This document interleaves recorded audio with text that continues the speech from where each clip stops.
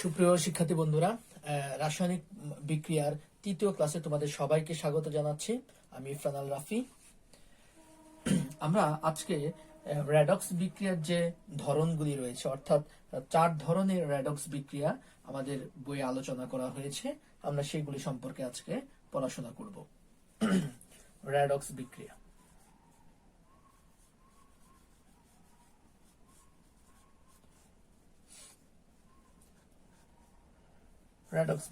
Redox বিক্রিয়া আমাদের নবম দশম শ্রেণীর রসায়ন বইয়ে 4 ধরনের রেডক্স বিক্রিয়ার কথা বলা হয়েছে। একটি হচ্ছে তোমার সংযোজন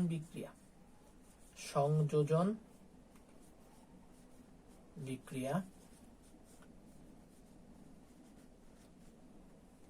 আরেকটি হচ্ছে বিয়োজন বিক্রিয়া,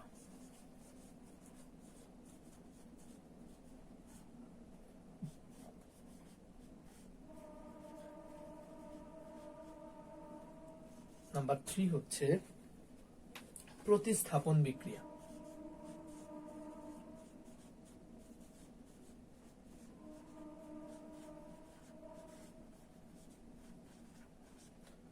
নাম্বার 4 হচ্ছে তোমার দহন বিক্রিয়া।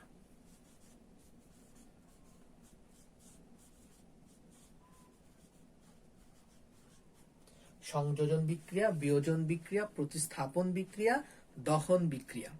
আমরা প্রথমত আলোচনা করব সংযোজন বিক্রিয়া নিয়ে।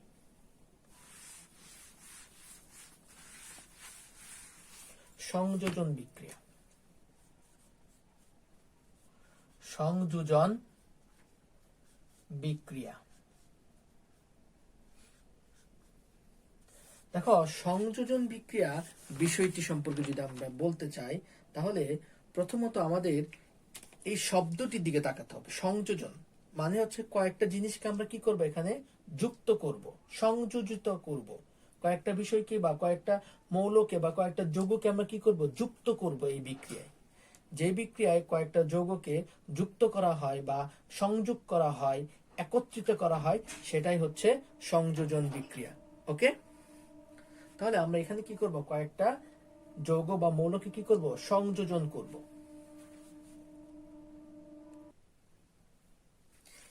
এই যে সংযোজন বিক্রিয়া, এই সংযোজন বিক্রিয়ায় তোমার 2 বা ততোধিক মৌল অথবা যৌগ বিক্রিয়া করে একটি মাত্র উৎপাদ তৈরি করবে। 2 বা ততোধিক যৌগ বা মৌল, এখানে যৌগ বিক্রিয়া করতে পারে অথবা কি মৌল তোমার বিক্রিয়াকে অবস্থান করে, তারা বিক্রিয়া করে একটি মাত্র উৎপাদ তৈরি করবে। শর্তটা কি, অনেকগুলো যৌগ বা মৌল বিক্রিয়া করে একটি মাত্র উৎপাদ তৈরি করবে, সেই বিক্রিয়াকে আমরা বলবো সংযোজন বিক্রিয়া। অর্থাৎ এখানে কি করা হয়, কয়েকটা মৌল বা যৌগকে আমরা কি করব, যুক্ত করে একটি মাত্র উৎপাদ তৈরি করব, সেটাই হচ্ছে তোমার সংযোজন বিক্রিয়া। আচ্ছা, এখন আমরা যদি একটা বিক্রিয়া লিখি, সংযোজন বিক্রিয়া, দেখো 2FeCl2 প্লাস ক্লোরিন 2FeCl3। আরেকটি দেখো, এখানে কিন্তু এই যে দেখো ফেরাস ক্লোরাইড, হ্যাঁ, ক্লোরিনের সাথে বিক্রিয়া করে ফেরিক ক্লোরাইড উৎপন্ন করলো। তাহলে এটা একটা যৌগ, এটা একটা মৌল। তাহলে যৌগ আর মৌল বিক্রিয়া করে একটি মাত্র উৎপাদ ফেরিক ক্লোরাইড উৎপন্ন করলো। আচ্ছা, একটা লিখে আমরা calcium oxide plus carbon die oxide বিক্রিয়া করে ক্যালসিয়াম কার্বনেট তৈরি করে। ওকে, এখন আমরা আরেকটি যদি লিখি, দেখো নাইট্রোজেন প্লাস হচ্ছে হাইড্রোজেন একসাথে বিক্রিয়া করে তোমার অ্যামোনিয়া তৈরি করে 2NH3। ওকে, অ্যামোনিয়া তৈরি করে। তাহলে এই প্রত্যেকটাই কিন্তু আমাদের কি বিক্রিয়া, প্রত্যেকটাই হচ্ছে আমাদের সংযোজন বিক্রিয়া। ওকে, তাহলে এটা একটা সংযোজন বিক্রিয়া, এটা একটা। কিন্তু সংযোজন বিক্রিয়ার মধ্যে যখন 2 বা ততোধিক মৌল যখন বিক্রিয়া করবে, বিক্রিয়া করে একটি মাত্র উৎপাদ উৎপন্ন করবে, তখন তাকে আমরা বলবো সংশ্লেষণ বিক্রিয়া। দেখো তো এই তিনটা বিক্রিয়ার মধ্যে কোথায় মৌল মৌল বিক্রিয়া করেছে, তাহলে আমরা একটু খুঁজি। এখানে দেখো যৌগ আর মৌল বিক্রিয়া করেছে, এখানে যৌগ যৌগ বিক্রিয়া করেছে, এখানে নাইট্রোজেন একটা তোমার নাইট্রোজেন কি এটা কিন্তু একটা তোমার দ্বিপরমাণুক।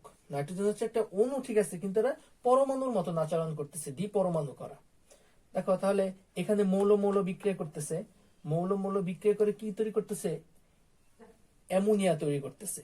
তাহলে এই যে মৌল মৌল বিক্রিয়া করে যখন অ্যামোনিয়া তৈরি করতেছে, যখন যে সংযোজন বিক্রিয়ায় মৌল মৌল বিক্রিয়া করে তোমার উৎপাদ তৈরি করে, সেটাকে বলা হয় সংশ্লেষণ বিক্রিয়া।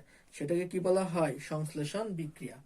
ওকে, তাহলে এখানে তোমার মৌল বা মৌলিক পদার্থগুলো বিক্রিয়া করে তোমার কি করতেছে, যৌগ তৈরি করতেছে। তাহলে এটা হচ্ছে সংশ্লেষণ বিক্রিয়া। তাহলে এটাকে আমরা বলবো সংশ্লেষণ বিক্রিয়া। কেন? কারণ এখানে মৌলিক পদার্থগুলি বিক্রিয়া করতেছে, মৌল মৌল বিক্রিয়া করতেছে, এই জন্য এটা হচ্ছে সংশ্লেষণ বিক্রিয়া। তাহলে আমরা লিখতে পারি এটি হচ্ছে সংশ্লেষণ বিক্রিয়া। সংশ্লেষণ বিক্রিয়া, এটি হচ্ছে সংশ্লেষণ বিক্রিয়া। কিন্তু এটি সংশ্লেষণ বিক্রিয়া হলেও এটি কিন্তু সংযোজন বিক্রিয়াও বটে, এটি কিন্তু সংযোজন বিক্রিয়াও। ওকে, তাহলে এই যে তোমার এই যে বিক্রিয়াটা, সে কিন্তু সংশ্লেষণ বিক্রিয়া না। এই যে বিক্রিয়াটা, এই বিক্রিয়াটা কিন্তু সংশ্লেষণ বিক্রিয়া নয়। কেন তারা সংশ্লেষণ বিক্রিয়া নয়?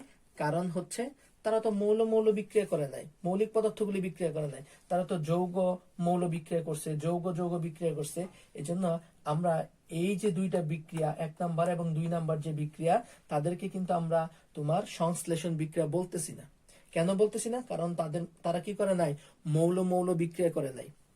কিন্তু এই 3 নাম্বার বিক্রিয়াটিতে কিন্তু মৌল মৌল বিক্রিয়া করে উৎপাদ উৎপন্ন করছে, নাইট্রোজেন মৌল আর হাইড্রোজেন মৌল বিক্রিয়া করে কি করছে, অ্যামোনিয়া উৎপন্ন করেছে। তাহলে এটাকে আমরা বলতেছি সংশ্লেষণ বিক্রিয়া। আমাদের পরীক্ষায় একটা প্রশ্ন আসে, প্রশ্নটা লিখে দিচ্ছি।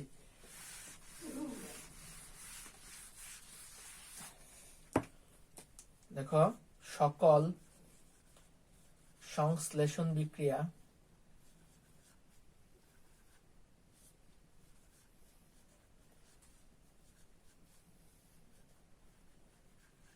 সকল সংশ্লেষণ বিক্রিয়া সংযোজন বিক্রিয়া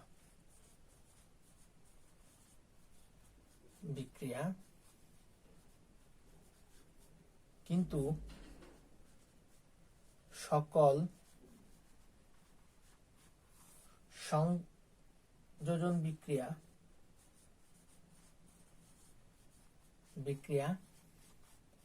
সংশ্লেষণ বিক্রিয়া নয়।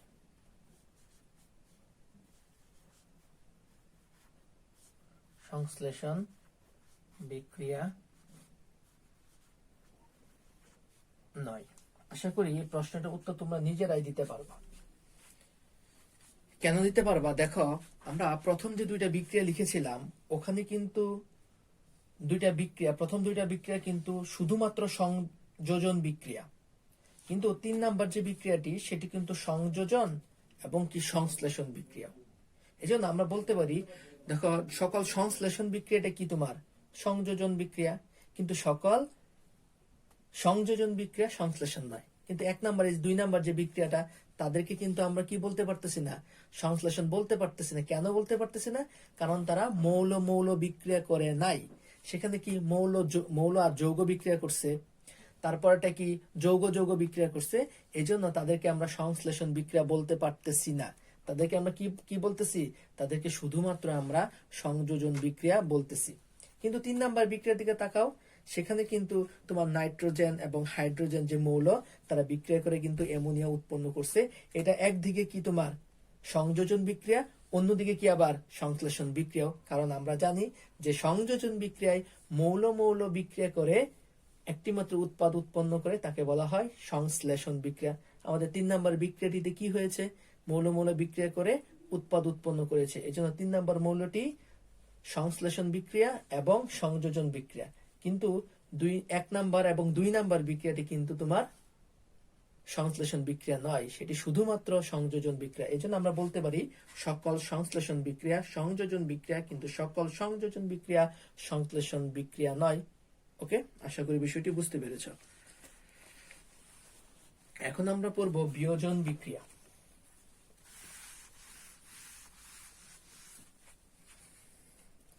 বিয়োজন বিক্রিয়া, বিয়োজন বিক্রিয়া।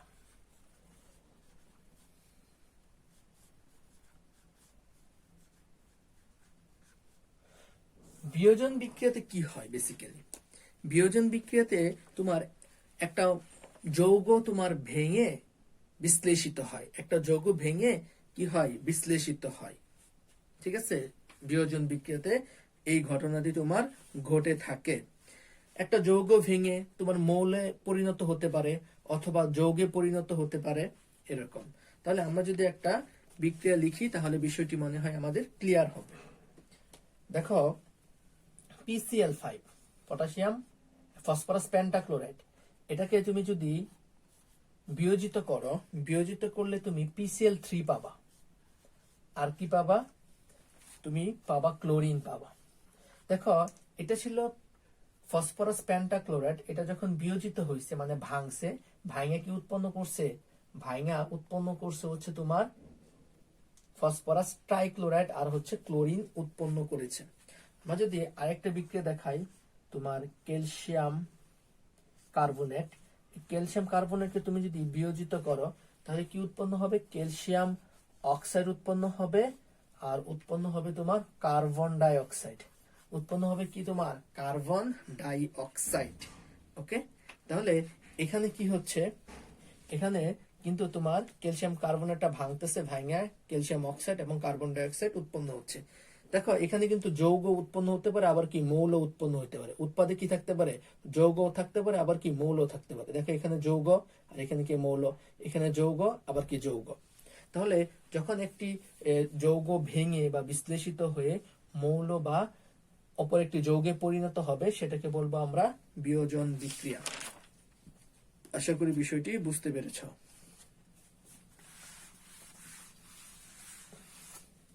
এখন আমরা পড়ব প্রতিস্থাপন বিক্রিয়া। এখন আমরা পড়ব তোমার প্রতিস্থাপন বিক্রিয়া। আচ্ছা, তাহলে প্রতিস্থাপন বিক্রিয়াটা, প্রতিস্থাপন বিক্রিয়া, প্রতিস্থাপন বিক্রিয়া,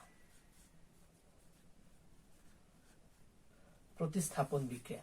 প্রতিস্থাপন বিক্রিয়াটিতে কি হয়?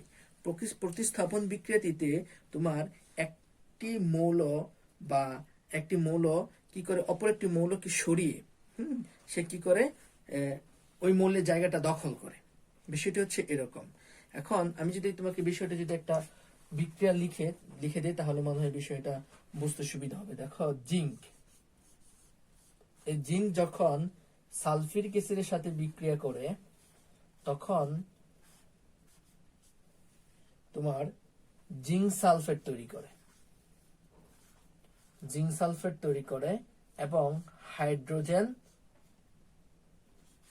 উৎপন্ন করে। আচ্ছা, এখন এখানে দেখো, এই যে জিঙ্ক, এই জিঙ্ক হচ্ছে অনেক সক্রিয়, জিঙ্কটা হচ্ছে কি অনেক সক্রিয়। ওকে, জিঙ্কটা অনেক সক্রিয় থাকার কারণে তোমার সে কি করতে পারে? এই যে তোমার হাইড্রোজেন, এই হাইড্রোজেনকে যৌগমূলকের কাছ থেকে কি করতে পারে? সরিয়ে ফেলতে পারে।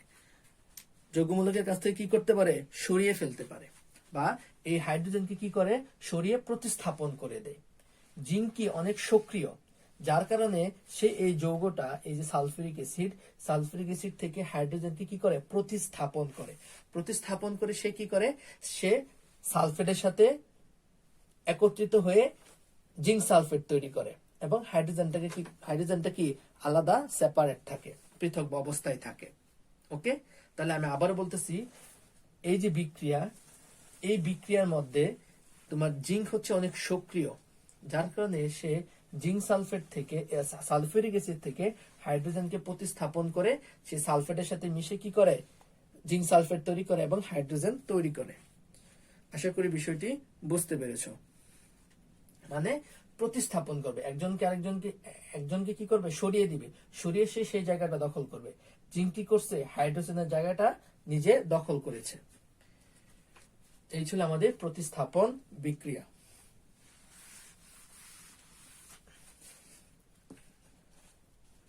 এখন আমরা পড়ব দহন বিক্রিয়া। দহন বিক্রিয়া,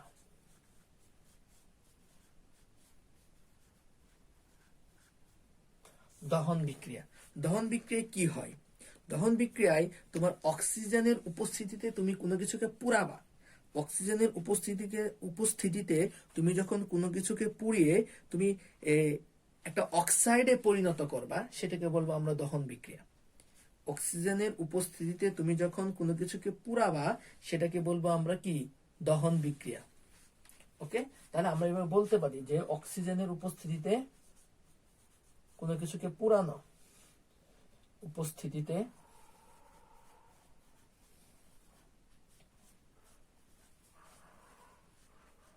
কোনো মৌল বা যৌগকে, অক্সিজেনের উপস্থিতিতে কোনো মৌল বা যৌগকে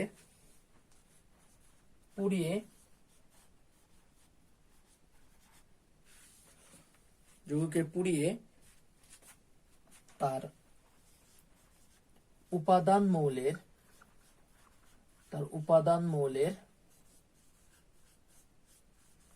অক্সাইডে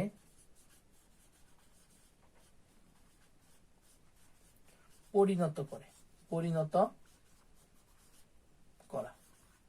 মানে অক্সিজেন কি করবে, কোন মৌল বা কোন যৌগকে কি করবে, পুড়িয়ে কি করবে, তার উপাদান মৌলের অক্সাইডে পরিণত করবে। অর্থাৎ বিষয়টাকে যদি আমরা আরো সহজ ভাষায় বলি, যে অক্সিজেনের সাথে কোনো কিছুর বিক্রিয়া হচ্ছে দহন বিক্রিয়া। অক্সিজেনের সাথে কোনো কিছুর বিক্রিয়া হচ্ছে দহন বিক্রিয়া। আচ্ছা, তাহলে এখন আমরা যদি দহন বিক্রিয়াটি লিখি একটু, দেখো আমরা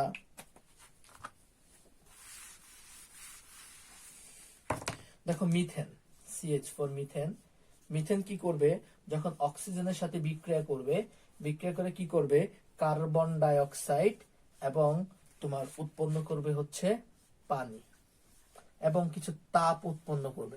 মনে রাখবা দহন বিক্রিয়ায় কি হয়, তোমার তাপ উৎপন্ন হয়। দহন বিক্রিয়ায় সবসময় তোমার তাপ উৎপন্ন হয়। দেখো সালফার যখন অক্সিজেনের সাথে বিক্রিয়া করে তখন সালফার ডাই অক্সাইড তৈরি করে এবং কিছু তাপ উৎপন্ন করে। কার্বন যখন অক্সিজেনের সাথে বিক্রিয়া করে তখন কার্বন ডাই অক্সাইড তৈরি করে এবং কিছু পরিমাণ তাপ উৎপন্ন করে। তাহলে আমরা বুঝতে পারতেছি যে কোনো মৌল বা যৌগ যখন অক্সিজেনের সাথে বিক্রিয়া করে তখন তাকে বলবো আমরা দহন বিক্রিয়া। আর এই দহন বিক্রিয়া অবশ্যই কি হয়, তাপ উৎপন্ন হয়। আশা করি বিষয়টি বুঝতে পেরেছ।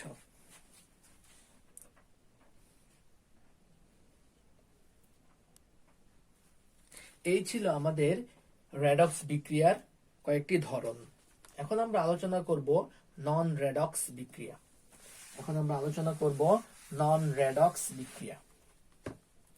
লক্ষ্য করো, নন রেডক্স বিক্রিয়া। নন রেডক্স বিক্রিয়ার একটা বিশেষত্ব হচ্ছে যে এখানে ইলেকট্রনের কোনো স্থানান্তর হয় না। নন রেডক্স বিক্রিয়ায় ইলেকট্রনের কোনো স্থানান্তর হয় না। তাহলে আমরা এখানে লিখব যে ইলেকট্রনের স্থানান্তর হয় না। ইলেকট্রনের স্থানান্তর হয় না। ওকে, মানে ইলেকট্রন কি করবে না, এখানে এক জায়গা থেকে আরেক জায়গায় কি হবে না, যাবে না, এই বিষয়টা বলতেছে। এই যে নন রেডক্স বিক্রিয়া, এই নন রেডক্স বিক্রিয়াটা হচ্ছে তোমার দুই রকমের। নন রেডক্স বিক্রিয়াটা হচ্ছে দুই রকমের। একটা হচ্ছে প্রশমন বিক্রিয়া,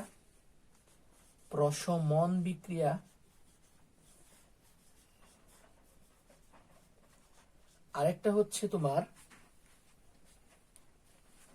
অধঃক্ষেপণ বিক্রিয়া।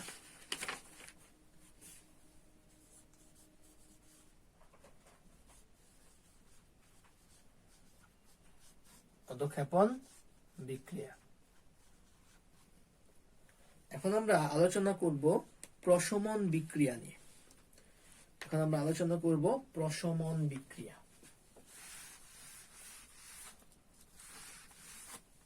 দেখো প্রশমন বিক্রিয়া,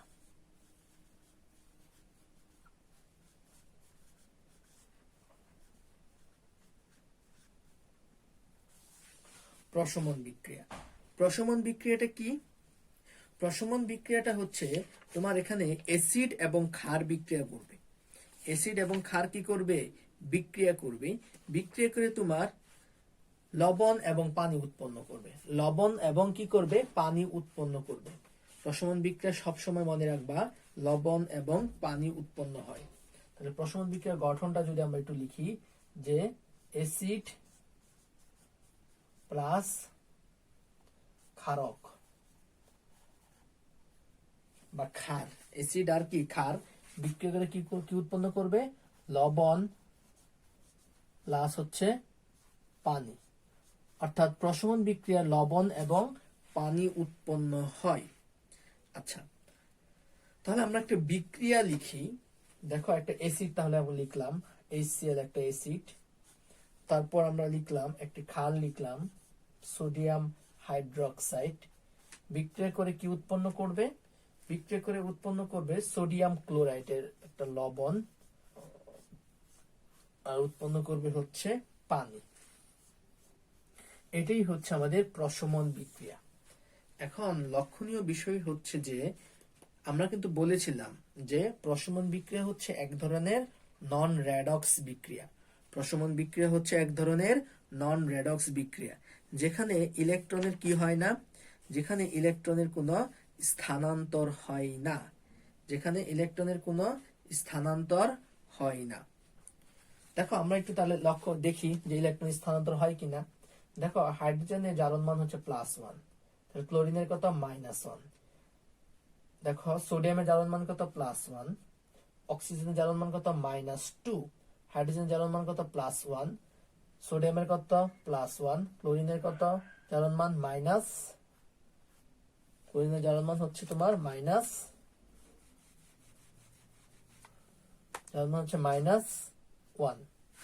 হাইড্রোজেনের জারণ মান হচ্ছে +1, অক্সিজেনের হচ্ছে -2। দেখো কারোই কিন্তু জারণ মানের কোনো পরিবর্তন হয় না। দেখো হাইড্রোজেনের কোনো পরিবর্তন হয় না, এখানেও প্লাস, এখানেও +1, এখানেও দেখো ক্লোরিনের জারণ মান -1, এখানেও ক্লোরিনের জারণ মান -1, সোডিয়ামের জারণ মান এখানে +1, এখানেও সোডিয়ামের জারণ মান +1, অক্সিজেনের জারণ মান এখানে -2, এখানেও কিন্তু অক্সিজেনের জারণ মান -2। ওকে, তাহলে আমরা দেখতে পারতেছি যে কোথাও কিন্তু হাইড্রোজেনের জারণ মানের কোনো পরিবর্তন হয় নাই। যেহেতু জারণ মানের কোনো পরিবর্তন হয় নাই, তাহলে প্রশমন বিক্রিয়া কিন্তু একটা নন রেডক্স বিক্রিয়া। ওকে, আমরা যে ক্লাসিফিকেশনটা বলেছিলাম শ্রেণী বিভাগটা নন রেডক্স বিক্রিয়ার, সেখানে কিন্তু প্রশমন বিক্রিয়া ছিল আর অধঃক্ষেপণ বিক্রিয়া ছিল। তাহলে আমরা কিন্তু একটা প্রমাণ পেয়ে গেলাম যে প্রশমন বিক্রিয়া হচ্ছে একটা নন রেডক্স বিক্রিয়া। কেন নন রেডক্স বিক্রিয়া? কারণ এখানে ইলেকট্রনের কোনো স্থানান্তর হয় না। দেখো বা ইলেকট্রনের কোনো কি হয় না? স্থানান্তর হয় না। দেখো জারণ মানের কোনো পরিবর্তন হয় নাই, তার মানে কি ইলেকট্রনের কোনো স্থানান্তর হয় নাই। জারণ মানে যদি পরিবর্তন হতো, কোনো চেঞ্জ হতো, তাহলে কিন্তু আমরা বলতে পারতাম যে ইলেকট্রনের স্থানান্তর হয়েছে। কিন্তু আমরা কি দেখলাম? আমরা বাস্তবিক পক্ষে কি দেখলাম? এখানে এই বিক্রিয়ায় আমরা দেখলাম যে এখানে ইলেকট্রনের কোনো স্থানান্তর হয় নাই। কেন হয় নাই? কারণ এখানে জারণ মানের কোনো চেঞ্জ হয় নাই। জারণ মান যা ছিল তাই আছে। বিক্রিয়কে জারণ মান যা ছিল, উৎপাদিত জারণ মান কি ঠিক তাই আছে। এজন্য আমরা বলবো প্রশমন বিক্রিয়া হচ্ছে এক ধরনের নন রেডক্স বিক্রিয়া। আশা করি বিষয়টি বুঝতে পেরেছ। আচ্ছা, এখন একটি বিষয় হচ্ছে প্রশমন বিক্রিয়ায় তোমার তাপের পরিমাণ তোমার ফিক্সড থাকে। প্রশমন বিক্রিয়ায় তাপের পরিমাণ তোমার কি থাকে? ফিক্সড থাকে, নির্দিষ্ট থাকে। সেটা কত? সেটা হচ্ছে তোমার, এটাকে যদি আমরা ডেল এস দ্বারা লিখি, del S equals to -57 kilojoule. Del S এর ভ্যালুটা হচ্ছে ডেল এস ইকুয়ালস টু তোমার -57.34 কিলোজুল।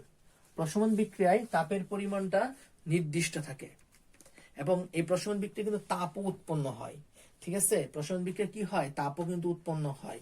এই তাপের পরিমাণটা কি থাকে, নির্দিষ্ট থাকে। কেন নির্দিষ্ট থাকে দেখো, একটু লক্ষ্য করো। প্রশমন বিক্রিয়া কিন্তু পানি উৎপন্ন হয়। প্রশমন বিক্রিয়া কি হয়, দেখো পানি কিন্তু কি হয়, উৎপন্ন হয়েছে। দেখো প্রশমন বিক্রিয়া কি হয়েছে, পানি কিন্তু উৎপন্ন হয়েছে। তাহলে বেসিক্যালি এখানে কি উৎপন্ন হচ্ছে, নতুন করে কিন্তু পানিটা উৎপন্ন হচ্ছে, যার ফলে এই পানি উৎপন্ন করতে গিয়ে কিছু তাপ উৎপন্ন হয়।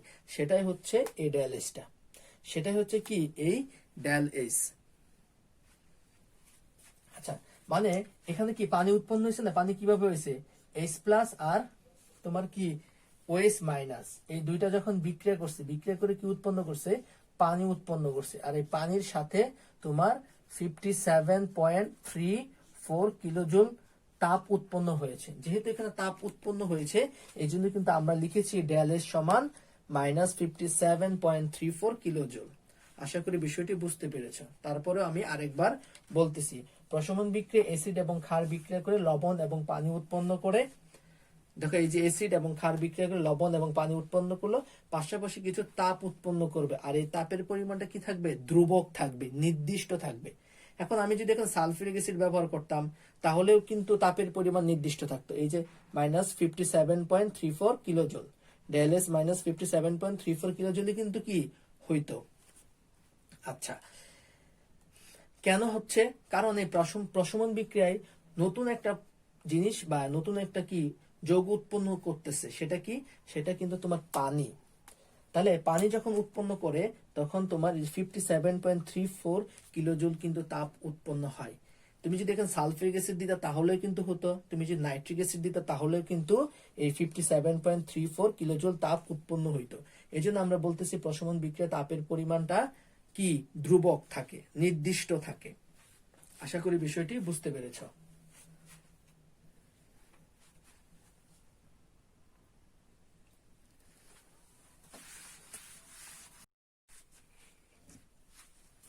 এখন আমরা আলোচনা করব অদক্ষেপণ বিক্রিয়া। অদক্ষেপণ বিক্রিয়া, অদক্ষেপণ বিক্রিয়া।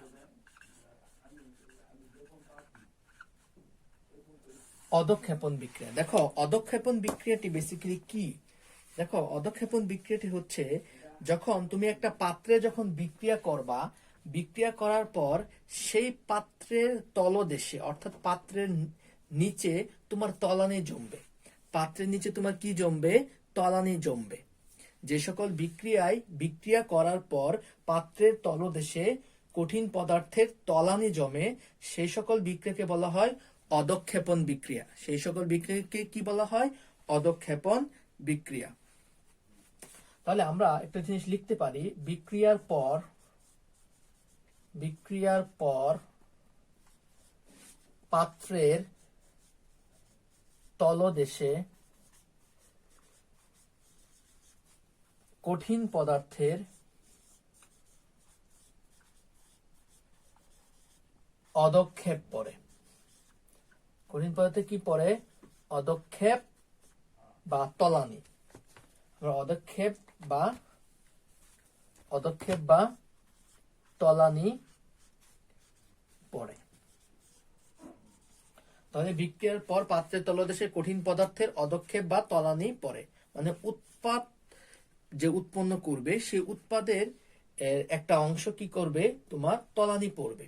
মনে করো দুইটা উৎপাদ উৎপন্ন করলো, তাহলে একটা উৎপাদ কি করবে, পাত্রের তলদেশে তলানি হিসেবে জমে থাকবে। একটা উৎপাদ পাত্রের তলদেশে তলানি হিসেবে কি থাকবে, জমে থাকবে। সেটি হচ্ছে অদক্ষেপণ বিক্রিয়া। এখন আমরা একটা বিক্রিয়া লিখি কয়েকটা।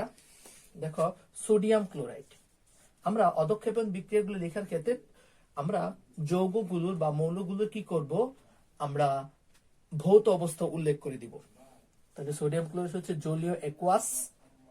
যখন সিলভার নাইট্রেটের সাথে যখন বিক্রিয়া করবে, সিলভার নাইট্রেটের সাথে বিক্রিয়া করে উৎপন্ন করবে হচ্ছে তোমার silver chloride, AgCl, silver chloride. এটা সিলভার ক্লোরাইড হচ্ছে কঠিন, সলিড, যার জন্য সে তলানি পড়বে। সিলভার ক্লোরাইড কি পড়বে? সিলভার ক্লোরাইডের তলানি পড়বে, অর্থাৎ পাত্রের তলদেশে সে জমে থাকবে। প্লাস এই বিক্রিয়ায় তোমার উৎপন্ন হবে sodium nitrate, NaNO3, sodium nitrate. এটা হচ্ছে কিন্তু তোমার জলীয়, একোয়াস। এখন আমরা আরেকটি বিক্রিয়া যদি লিখি যে সোডিয়াম সালফেট, এই সোডিয়াম সালফেট যখন তোমার বেরিয়াম ক্লোরাইডের সাথে বিক্রিয়া করে, বেরিয়াম ক্লোরাইডের সাথে বিক্রিয়া করে, আমরা যদি ভৌত অবস্থাগুলি যদি উল্লেখ করে দেই, দেখো সবগুলি হচ্ছে একোয়াস, একোয়াস। যখন এই সোডিয়াম সালফেট বেরিয়াম ক্লোরাইডের সাথে বিক্রিয়া করবে, বিক্রিয়া করে বেরিয়াম সালফেট তৈরি করবে, barium sulphate, BaSO4, barium sulphate. আর এই বেরিয়াম সালফেট হচ্ছে সলিড, শক্ত, কঠিন, এটার কিন্তু তলানি পড়বে। এবং এই বিক্রিয়ায় আরো উৎপাদিত হবে তোমার সোডিয়াম ক্লোরাইড। কি উৎপাদিত হবে? সোডিয়াম ক্লোরাইড, 2 সোডিয়াম ক্লোরাইড, 2 অণু সোডিয়াম ক্লোরাইড। দেখো এই দুইটা বিক্রিয়ায় তোমার উৎপাদ উৎপন্ন হয়েছে। বিক্রিয়া করলো, করার পর উৎপাদ উৎপন্ন হইলো। সেই উৎপাদের একটা উৎপাদ কি করছে? তোমার তলানি হিসেবে জমবে। যেমন এটা কি? এটা তোমার তলানি হিসেবে জমবে, তলানি হিসেবে সে পাত্রের তলদেশে জমবে। আবার এটা কি করবে? তলানি হিসেবে পাত্রের তলদেশে জমবে। আচ্ছা, আশা করি বিষয়টি বুঝতে পেরেছো যে অধঃক্ষেপণ বিক্রিয়ায় কি করবে? উৎপাদের একটা উৎপাদ কি হবে? পাত্রের তলদেশে জমবে। কেন জমতেছে দেখো, কারণ তারা হচ্ছে কঠিন পদার্থ। কঠিন পদার্থ কি হয়? পাত্রের তলদেশে তলানি হিসেবে জমে থাকে, এজন্য তারা পাত্রের তলদেশে তলানি হিসেবে জমে থাকবে। আর এই সকল বিক্রিয়াকে আমরা বলতেছি অধঃক্ষেপণ বিক্রিয়া। কি বলতেছি? অধঃক্ষেপণ বিক্রিয়া। আশা করি বিষয়টি বুঝতে পেরেছ।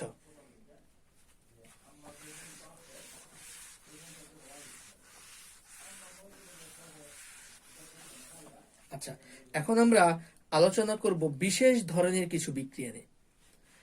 যে সকল বিক্রিয়া তোমার রেডক্স বিক্রিয়ার ভেতরেও পড়ে না, আবার নন রেডক্স বিক্রিয়ার ভেতরেও পড়ে না।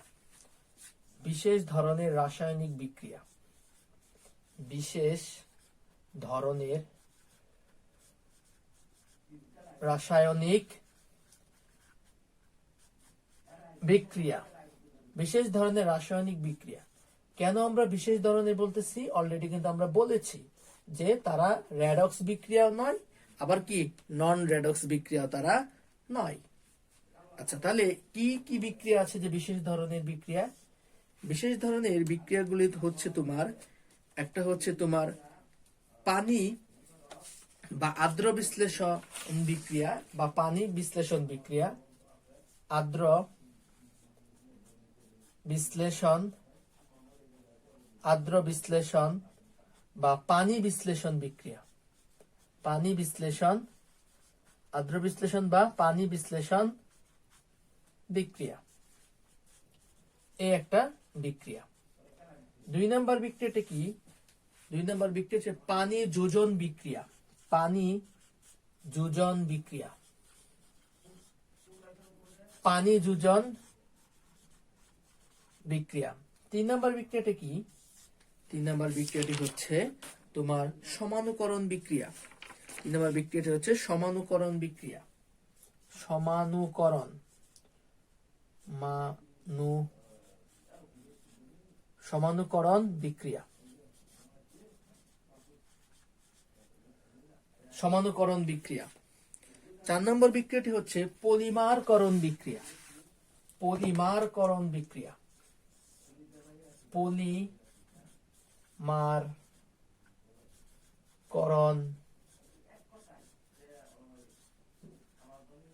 পলিমারকরণ বিক্রিয়া।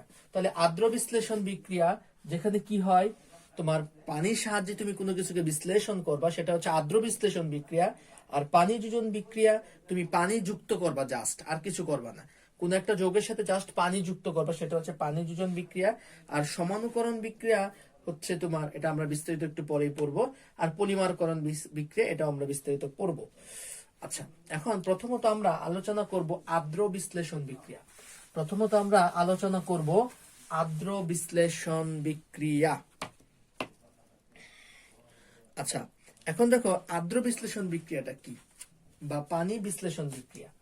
আর্দ্র বিশ্লেষণ, আর্দ্র মানে হচ্ছে কিন্তু পানি। আর্দ্র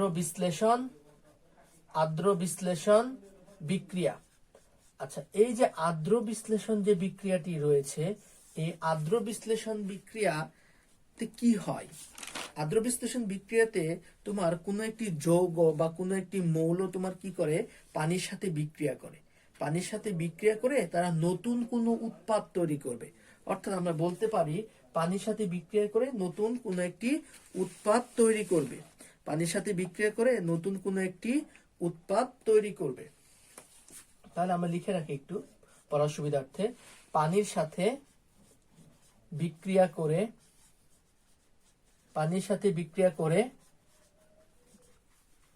নতুন উৎপাদ তৈরি করে। পানির সাথে বিক্রিয়া করে নতুন উৎপাদ কি করে? তৈরি করে। পানির সাথে বিক্রিয়া করে নতুন উৎপাদ তৈরি করে আর্দ্র বিশ্লেষণ বিক্রিয়া। যদি আমরা একটু দেখি, দেখো একটা যৌগ হচ্ছে তোমার সিলিকন টেট্রাক্লোরাইড। ওকে, সিলিকন টেট্রাক্লোরাইড। এই সিলিকন টেট্রাক্লোরাইড যখন পানির সাথে বিক্রিয়া করবে 4H2, পানির সাথে যখন বিক্রিয়া করবে, পানির সাথে বিক্রিয়া করে সিলিকন টেট্রাক্লোরাইড সিলিকন হাইড্রোক্সাইড তৈরি করবে। সিলিকন কি করবে? হাইড্রোক্সাইড তৈরি করবে। ওকে, সিলিকন হাইড্রোক্সাইড এবং 4HCl তৈরি করবে। দেখো এখানে কিন্তু সিলিকন টেট্রাক্লোরাইড যেটা পানির সাথে বিক্রিয়া করে নতুন ভিন্নধর্মী একটি পদার্থ উৎপাদন করেছে। সেটি কি? সিলিকন হাইড্রোক্সাইড এবং হচ্ছে হাইড্রোক্লোরিক অ্যাসিড। আমরা যদি বলি অ্যালুমিনিয়াম ক্লোরাইড যখন পানির সাথে বিক্রিয়া করবে, পানির সাথে বিক্রিয়া করে কি উৎপাদন করবে? উৎপাদন করবে অ্যালুমিনিয়াম হাইড্রোক্সাইড। অ্যালুমিনিয়াম ক্লোরাইডটা এখন কিসে পরিণত হয়ে গেছে? পানির সাথে বিক্রিয়া করে অ্যালুমিনিয়াম হাইড্রোক্সাইডে কিন্তু পরিবর্তন বা পরিণত হয়ে গিয়েছে এবং হাইড্রোক্লোরিক অ্যাসিড উৎপন্ন করেছে। তাহলে আমরা বলতে পারি যে আর্দ্র বিশ্লেষণ বিক্রিয়ায় কোনো একটি যৌগ বা কোনো একটি মৌল পানির সাথে বিক্রিয়া করে নতুন একটি উৎপাদ তৈরি করে। সেটি হচ্ছে আর্দ্র বিশ্লেষণ বিক্রিয়া, যেখানে আমরা দেখালাম সিলিকন টেট্রাক্লোরাইড পানির সাথে বিক্রিয়া করে সিলিকন হাইড্রোক্সাইড এবং হাইড্রোক্লোরিক অ্যাসিড উৎপন্ন করলো, এবং অ্যালুমিনিয়াম ক্লোরাইড পানির সাথে বিক্রিয়া করে অ্যালুমিনিয়াম হাইড্রোক্সাইড এবং তোমার হাইড্রোক্লোরিক অ্যাসিড তৈরি করলো। আশা করি এই আর্দ্র বিশ্লেষণ বিক্রিয়াটি বুঝতে পেরেছ। এখন আমরা পড়ব পানি যুজন বিক্রিয়া। কি পড়ব? পানি যুজন বিক্রিয়া।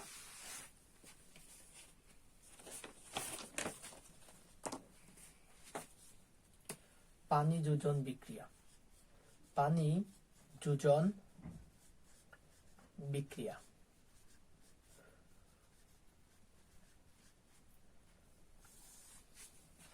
দেখো এই পানি যুজন বিক্রিয়াতে কি হয়? কোন একটি যৌগের সাথে আমরা কি করব? তোমার পানিকে আমরা যোগ করব। কি করব? তোমার এক বা একাধিক পানির অণুকে আমরা যোগ করব। কোন একটা যৌগের সাথে কি করব? আমরা পানির অণুকে আমরা যোগ করব। অর্থাৎ পানি যোগ করার মাধ্যমে আমরা ক্যালাস গঠন করব। কোন একটি যৌগের ক্যালাস গঠন করব। এই ধরনের বিক্রিয়াকে বলবো আমরা পানি যোজন বিক্রিয়া। পানি যোগ করে তুমি যখন কোন একটা আয়নিক যৌগের ক্যালাস গঠন করবা, সেটিকে আমরা বলবো হচ্ছে পানি যোজন বিক্রিয়া। ওকে, তাহলে আমরা যদি একটু লিখি, দেখো একটা যৌগ কপার সালফেট।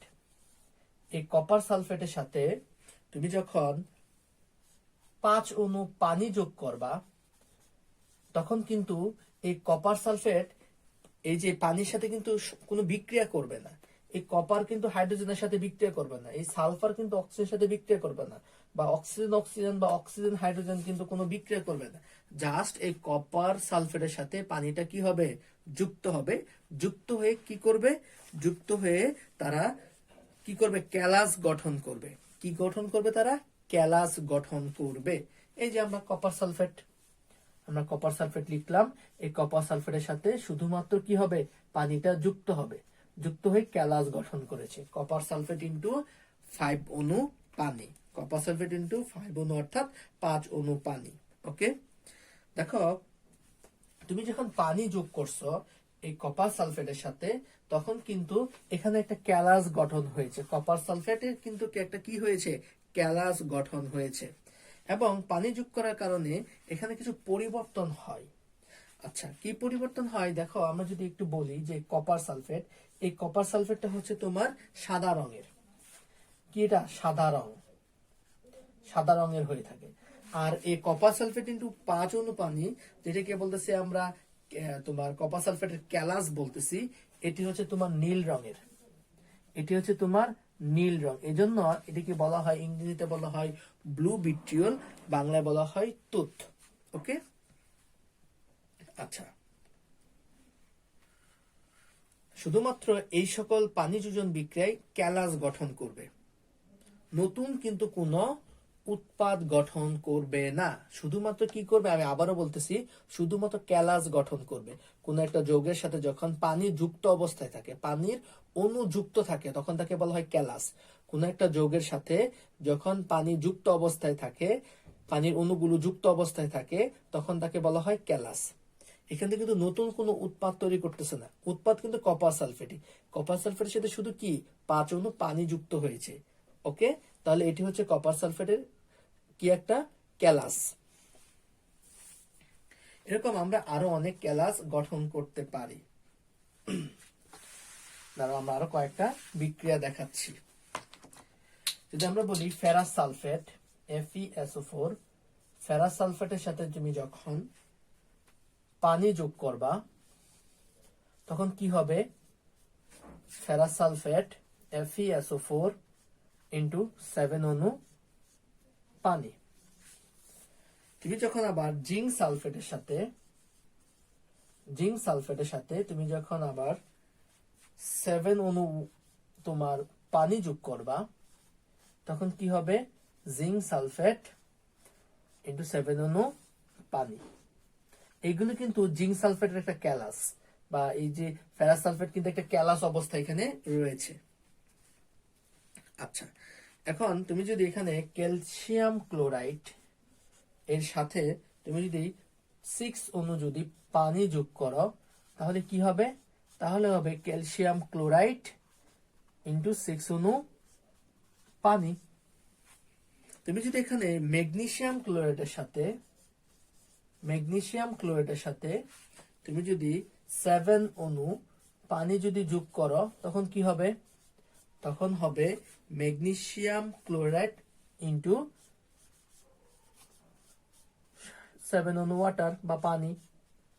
জাস্ট শুধুমাত্র এই যৌগগুলো কিন্তু ঠিকই আছে, তাদের সাথে কি হয়েছে, শুধুমাত্র পানির অণুগুলো যুক্ত হয়েছে, অর্থাৎ তারা ক্যালাস গঠন করেছে। আশা করি বিষয়টি বুঝতে পেরেছ। তুমি এভাবে বলতে পারো, এই যে পানি যোজন বিক্রিয়া, এগুলো কিন্তু সংযোজন বিক্রিয়ার মতন। সংযোজন বিক্রিয়া কি হয়েছে, শুধুমাত্র যুক্ত হয়। এখানে ঠিক সেরকমই ঘটনা। এই যে তোমার এই যে ফেরাস সালফেট, এই ফেরাস সালফেটের সাথে কি হয়েছে, পানিটা শুধুমাত্র 7 অণু পানি কি হয়েছে, যুক্ত হয়েছে, এই আর কি। আচ্ছা, কিন্তু তোমার যে ওই যে তোমার সংযোজন বিক্রিয়া, তাহলে আমি যে বললাম যে সংযোজন বিক্রিয়ার মতো, কিন্তু সংযোজন বিক্রিয়া কি হয়, ইলেকট্রনের কিন্তু তোমার আদান প্রদান হয়, ইলেকট্রনের স্থানান্তর হয়, কিন্তু এই পানি যোজন বিক্রিয়া কিন্তু ইলেকট্রনের স্থানান্তর হয় না। ঠিক আছে, এই বিষয়টি কিন্তু আমাদের মনে রাখতে হবে যে সংযোজন বিক্রিয়ার মতন কি হয়েছে, তারা যুক্ত হয়েছে, এই ফেরাস সালফেট আর পানি কি হয়েছে, যুক্ত হয়েছে। ঠিক আছে, এই যে যুক্ত হয়ে ফেরাস সালফেট কিন্তু 7 অণু পানি তার একটা ক্যালাস গঠন করেছে, কিন্তু এখানে কিন্তু তোমার ইলেকট্রনের কোনো আদান প্রদান হয় নাই, ইলেকট্রনের কি হয় না, এখানে কোনো আদান প্রদান কিন্তু এখানে হয় নাই। ঠিক আছে, এই বিষয়টি কিন্তু আমাদের মনে রাখতে হবে। কিন্তু সংযোজন বিক্রিয়া কি হয়েছিল, ইলেকট্রনের আদান প্রদান হয়েছিল। আশা করি এই পানি যোজন বিক্রিয়াগুলো বুঝতে পেরেছ।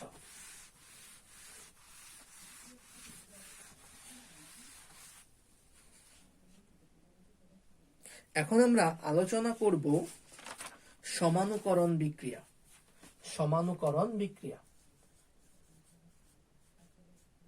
সমানুকরণ বিক্রিয়া। সমানুকরণ বিক্রিয়া।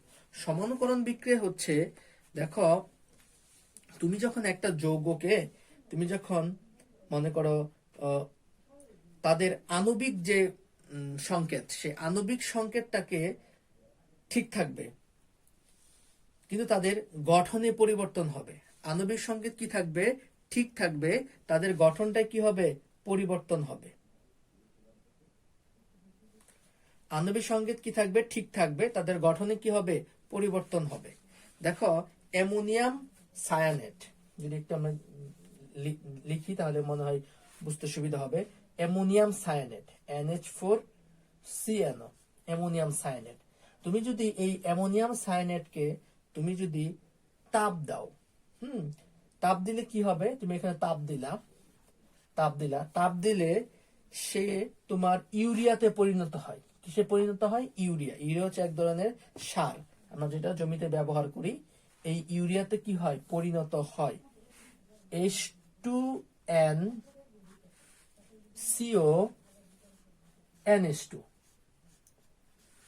NH2। দেখো তুমি অ্যামোনিয়াম সায়ানাইড, এটা হচ্ছে অ্যামোনিয়াম সায়ানাইড, এটা হচ্ছে অ্যামোনিয়াম সায়ানাইড, অ্যামোনিয়াম সায়ানাইড,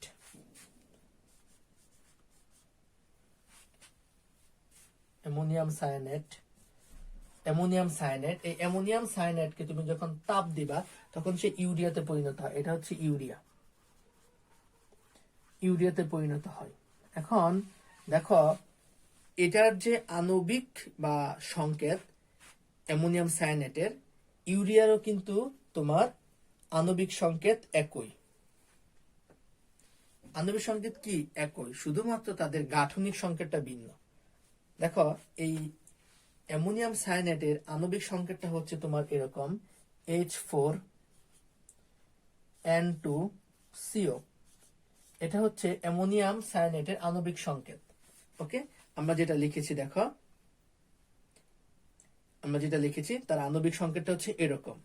এই যে ইউরিয়া, ইউরিয়ার যে আণবিক সংকেত সেটি হচ্ছে এরকম, H4N2CO।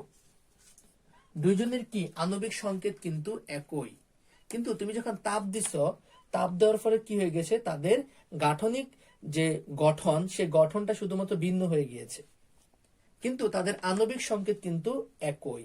বুঝতে পারলা?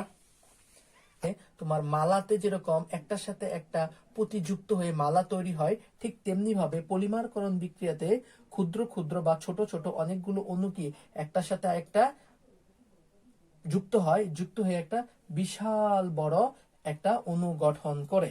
এটা হচ্ছে পলিমারকরণ বিক্রিয়া, যেখানে ছোট ছোট বা ক্ষুদ্র ক্ষুদ্র অণু কি হবে? একটার সাথে একটা যুক্ত হবে, যুক্ত হয়ে কি করে? বিশাল একটা অণু তৈরি করে, সেটাকে বলা হয় পলিমারকরণ বিক্রিয়া। আচ্ছা আচ্ছা, পলিমারকরণ বিক্রিয়ার মধ্যে যে ছোট ছোট যে অণুগুলো থাকে তাদেরকে আমরা বলি মনোমার। ছোট ছোট যে অণুগুলো থাকে তাদেরকে বলি আমরা মনোমার।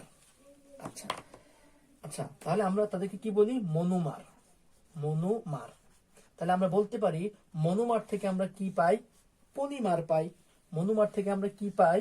পলিমার পেয়ে থাকি। মনোমার থেকে আমরা কি পেয়ে থাকি? পলিমার। তাহলে মনোমার মানে কি? ক্ষুদ্র ক্ষুদ্র তোমার যে অণু, তাদেরকে বলবো আমরা মনোমার। আর এই ক্ষুদ্র ক্ষুদ্র অণু একটার সাথে একটা যুক্ত হয়ে পলিমার তৈরি করে।